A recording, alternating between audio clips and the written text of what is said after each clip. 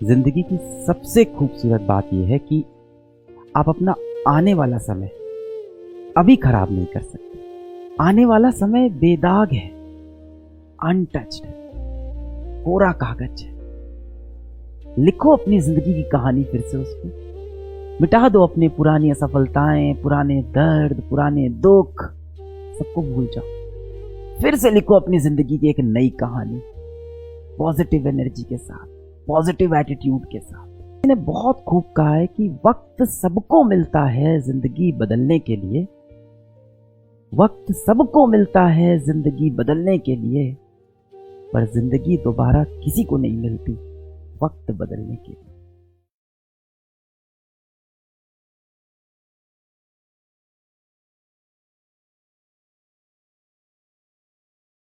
अब यार देखो, जैसे कोई जहाज हो या जैसे ये ट्रेन है, ये सबसे ज्यादा सेफ कहानी जहाँ पे ये बनती है ना, जहाँ पे जहाज बनता है वहां पे सबसे सेफ है। चाहे तो अपने कंफर्ट जोन में रहे, जीवन में कभी बाहर नहीं आए। वही ट्रेन देखो ट्रैक पे आती है, वो जहाज नदी में जाता है ना, सागर में जाता है, रिस्क लेता है अपनी लाइफ का। इस ट्रेन का एक्सीडेंट हो सकता है, इस ट्रेन को कहीं रुकना पड़ सकता है, धूल लगती है, गंदगी होती है, टूट फूट जाती है, पर अपने पैसेंजर्स को लेके जाती है जिस पर्पस के लिए बनी थी, उस पर्पस को ही सर्व करती है। कहीं तुम भी अपनी लाइफ के कंफर्ट जोन में तो नहीं फंसे हो? जिस पर्पस के लिए तुम बने थे उस पर्पस को सर्व कर रहे हो? निकलो बाहर यार, अपनी फैक्ट्री से, अपने कंफर्ट जोन को तोड़ो।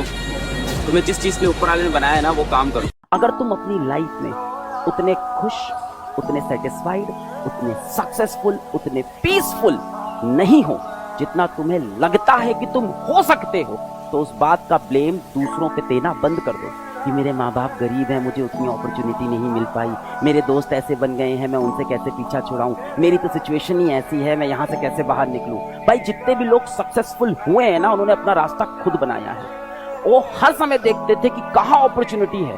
दे always look for opportunity and if there is no opportunity they create an opportunity. अपने लिए अपॉर्चुनिटी क्रिएट करो। डूबता है तो पानी को दोष देता है, और गिरता है तो राह में पड़े पत्थर को दोष देता है कि हमें दिखा नहीं पत्थर पड़ा था रास्ते में। डूबता है तो पानी को दोष देता है, और गिरता है तो राह में पड़े पत्थर को दोष देता है। इंसान बड़ा अजीब प्राणी है, जब अपनी जिंदगी में कुछ नहीं कर पाता तो अपनी किस्मत को दोष देता है। स्कूल का टिफिन और लॉन्ग डिस्टेंस वाला बाबू सिर्फ दूसरों के काम आता है, अपने नहीं। मैंने लाइफ में बहुत डाउन्स देखे, मैंने लाइफ में बहुत ही खराब समय देखे हैं, और उन हर समय में एक ही चीज थी जिसने मुझे जिंदा रखा। बहुत ही सिंपल चीज है, सबको पता है, never give up. Simple, never give up, है ना।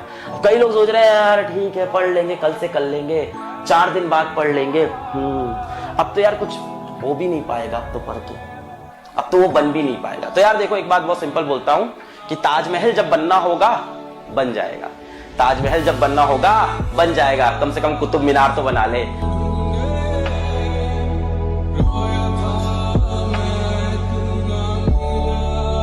हर इंसान ना अपने माइंड में खुद को हीरो बनाना चाहता है लाइफ में।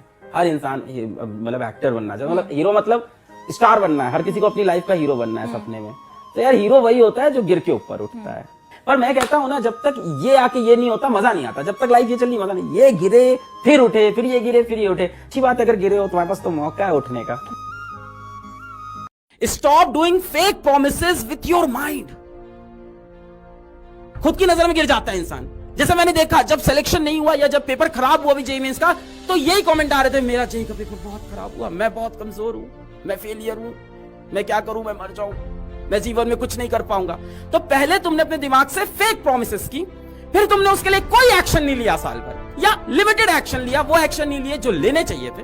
तुम वो करते गए जो दुनिया तुमसे कराती गई, तुमने वो नहीं किया जो तुम चाहते थे। जो इंसान अपनी हसरतों के लिए मेहनत नहीं करता, प्लान नहीं करता, एक्शन नहीं लेता, वो दूसरों की हसरतें पूरी करता है, और फिर लास्ट में जाके ब्लेम गेम खेलते हो कि इसने गलत कर दिया, उसने गलत कर दिया, इसकी वजह से सिलेक्ट नहीं, उसकी वजह से। जब तुम हारे तब तुम्हारी गलती थी, और जब तुम जीते तब तुम्हारी मेहनत। और मैंने काफी लोग को स्टार्टअप करने के पीछे जो मोटिव देखा वो ये रहता है कि मैं खुद का बॉस करूंगा, मेरे ऊपर कोई बॉस नहीं होगा, मेरा अपना काम होगा।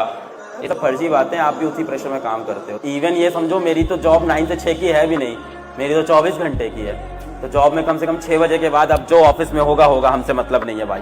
अब मेरी बहन जॉब करती है ना, तो वो 6 बजे के बाद बैठ जाती है अपने मूवी भी निकाल के, हमारी हो गई काम, हमारा जीवन सॉर्टेड है, अब तुम करते रहो 24 घंटे। तो पहली चीज़ तो जरूरी नहीं कि हर इंसान जीवन में स्टार्टअप करे। पर पिताजी का जो बेड लगा ना, वो खिड़की के एकदम पास लगा, लड़के का बेड थोड़ा दूर था। पिताजी रोज खिड़की से बाहर देखते और बोलते, देखो दुनिया कितनी सुंदर है, वहाँ पेड़ है, वहाँ पंछी है ना, सामने से लोग जा रहे हैं, कितना सुंदर नज़ारा है, एक दिन हम तुम सही हो जाएंगे, बाहर निकलेंगे, जीवन जिएंगे। अगले दिन पिताजी ने फिर बताया कि बाहर एक बहुत बड़ा शॉपिंग मॉल बन रहा है, उसमें ये बड़ी बड़ी दुकानें, ये कांच लग रहा है, लोग बड़े बड़े बैग लेके जा रहे हैं। जैसे जैसे समय बीतता गया ना, इस लड़के को धीमे धीमे जलन होने लगी, पर लड़का अंदर अंदर अब कुड़ने लगा था। उसे लग रहा था यार ये खिड़की के बगल की जगह मुझे मिलनी चाहिए। एक रात लड़के के पिताजी को बहुत जोर से खांसी आ रही थी। लड़के ने दूर से देखा और बहुत जोर से खांस कर वो शांत हो गए। उनको सांस लेने में दिक्कत हो रही थी, फिर वो शांत हो गए। देखो लड़के को समझ में आ गया कि पिताजी अब जा चुके हैं, पर उसके मन में दुख से ज्यादा इस बात का एक्साइटमेंट था कि कल मुझे खिड़की मिलेगी। इसे जैसे ही खिड़की के पास लेके गए तो इसने देखा कि खिड़की के जस्ट बाहर एक दीवार है, कुछ नहीं दिख रहा। इस पूरे समय इसके पिताजी सिर्फ और सिर्फ इसका मनोबल बढ़ा रहे थे कि बाहर निकल के एक जिंदगी देखनी। तुम्हारे माँ बाप के फैसले कभी गलत हो सकते हैं, पर उनकी नीयत तुम्हारे लिए कभी गलत नहीं हो सकती बेटा।